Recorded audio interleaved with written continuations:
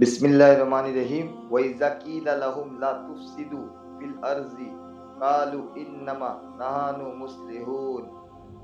أَلَا إِنَّهُمْ هُمُ الْمُفْسِدُونَ وَلَكِنْ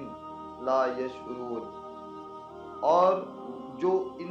ان سے کہا جائے زمین میں فساد نہ کرو تو کہتے ہیں ہم تو سنوارنے والے ہیں، سنتا ہے وہی فسادی ہے مگر انہیں شعور نہیں۔ لا تفسدوا فی الارض، زمین میں فساد نہ پھیلاؤ۔ اس آیت اور اس کی بعد والی آیت میں ارشاد فرمایا کہ جب ایمان والوں کی طرف سے ان منافقوں کو کہا جائے کہ باطن میں کفر کر رکھ کر اور صحیح ایمان لانے میں پش و پیش کر کے زمین میں فساد نہ کرو، تو وہ کہتے ہیں کہ تم ہمیں اس طرح نہ کہو کہ کیونکہ ہمارا مقصد تو صرف اصلاح کرنا ہے۔ اے ایمان والو، تم جان لو کہ اپنی اسی روش پر قائم رہنے کی وجہ سے یہی لوگ فساد پھیلانے والے ہیں مگر انہیں اس بات کا شعور نہیں، کیونکہ ان میں وہ حس باقی نہیں رہی جس سے یہ اپنی اس خرابی کو پہچان سکے۔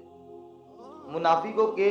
طرز عمل سے یہ بھی واضح ہوا کہ عام فسادیوں سے بڑے فسادی وہ ہے جو فساد پھیلائے اور اسے اصلاح کے نام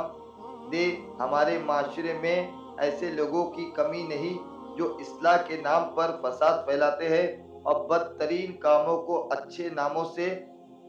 تعبیر کرتے ہیں۔ آزادی کے نام پر بے حیائی، فن کے نام پر حرام افعال، انسانیت کے نام پر اسلام کو مٹانا اور تہذب و تمدن کا نام لے کر اسلام پر اعتراض کرنا، توحید کا نام لے کر شان رسالت کا انکار کرنا اور قرآن کا نام لے کر حدیث کا انکار کرنا وغیرہ حساب فساد کی صورتیں ہیں۔